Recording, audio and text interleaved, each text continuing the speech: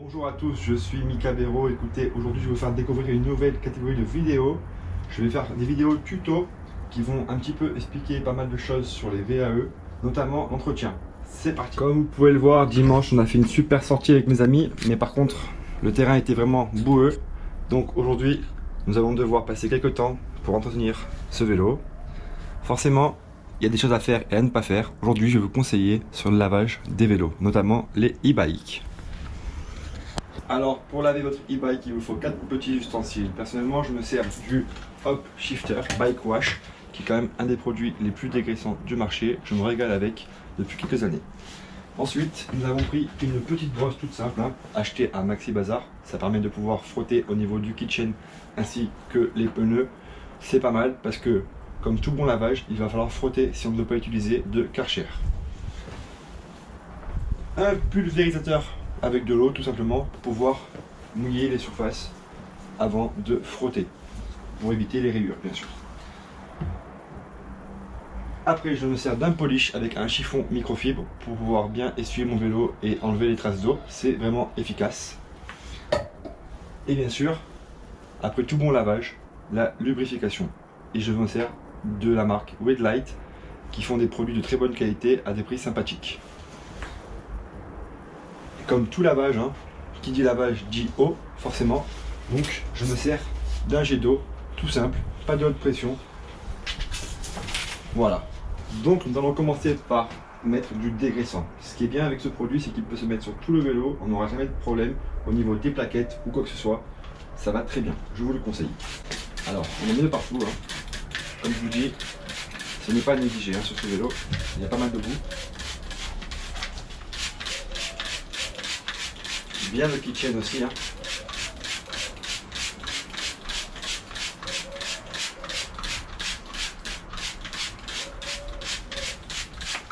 Les pneus, bien sûr, si on veut enlever toute la terre.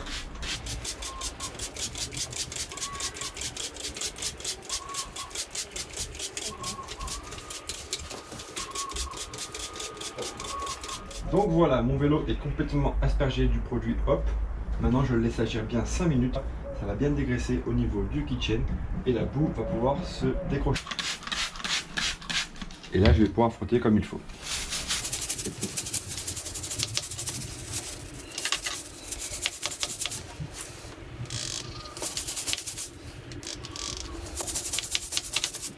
À éviter de frotter la chaîne aussi.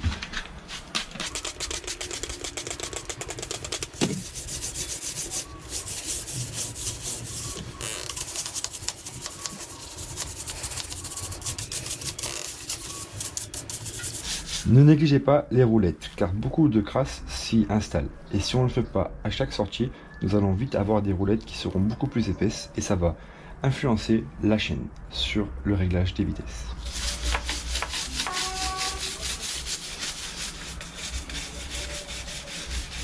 Et celui qui est très maniaque comme moi, il peut même venir frotter ses pneus.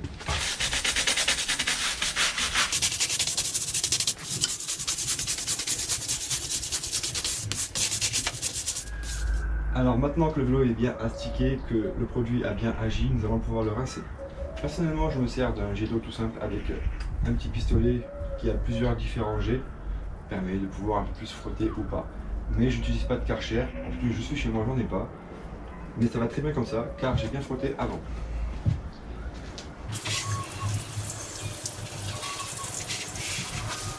J'ai laissé la batterie sur le vélo, à savoir, comme ça, l'eau n'ira pas trop sur les cosses.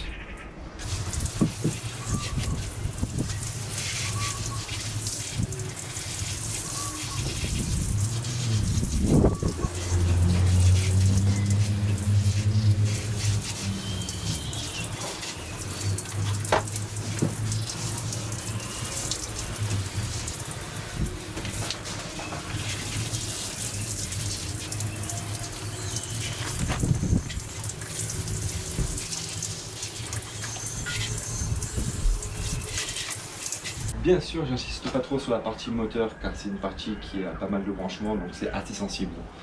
Mais le conseil du jour, c'est de surtout jamais passer trop de temps à mouiller la partie console et remote.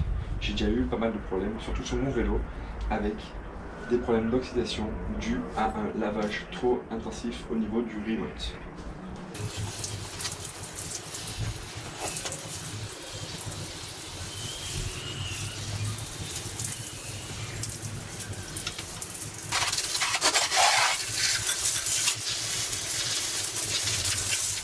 Comme vous pouvez le constater, le vélo est vraiment dans un bon état, très propre. Pas un pet de boue ou de terre ou de graisse sur la chaîne ainsi que sur le dérailleur. Les amis, il est très important de bien rincer le vélo, c'est ce qui permettra de ne pas avoir de traces sur le cadre notamment après le lavage. Voilà, nous avons donc fini de laver notre vélo. Hop, on peut poser le jet d'eau. Et maintenant, nous allons nous attaquer à la partie séchage. Donc voilà les amis, j'ai récupéré mon petit chiffon microfibre. Maintenant, je vais venir essuyer toutes les parties qui sont encore mouillées. Ce qui est bien avec un chiffon comme ça, c'est que ça ne raye pas le vélo.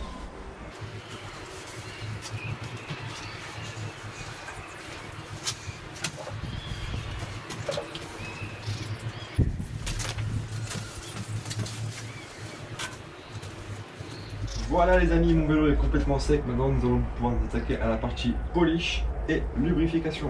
Donc j'ai un polish tout simple. Polish c'est très bien franchement, mais un conseil, il ne faut jamais en mettre sur les parties freinage. Donc évitez le disque ainsi que les plaquettes, sinon votre frein sera pollué et il ne sera pas performant. Moi je l'applique principalement sur le cadre afin de faire briller mon vélo.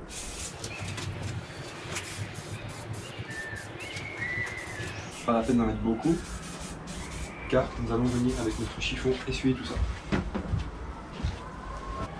J'aime bien ce produit car ça fait bien briller le vélo.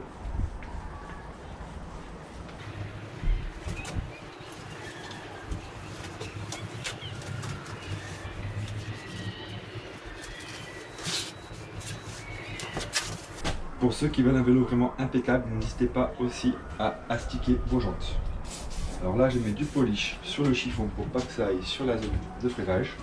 Et je viens frotter tout ça.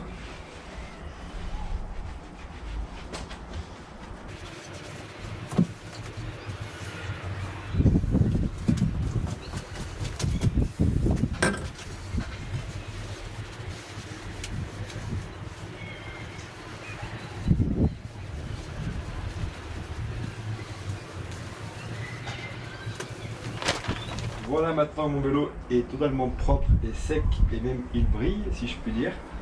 Nous allons nous attaquer à la partie lubrification. Je mets ça dans une petite huile, toute simple.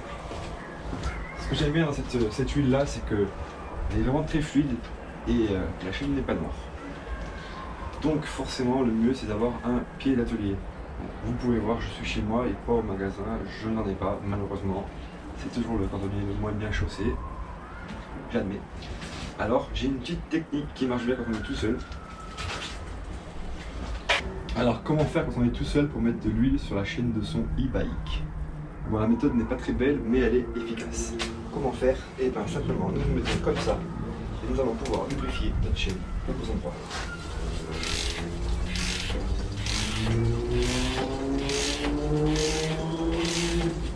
Donc voilà, ma chaîne est lubrifiée. Certes, ma méthode est un peu atypique, mais l'avantage c'est que j'ai une chaîne qui est bien lubrifiée. N'hésitez pas également à mettre un petit carton en dessous pour pas que l'excédent d'huile tombe sur vos dalles. Personnellement, je ne l'ai pas mis parce que je vais mettre un coup d'eau après la vidéo. Voilà les amis, c'est la fin de ce tuto.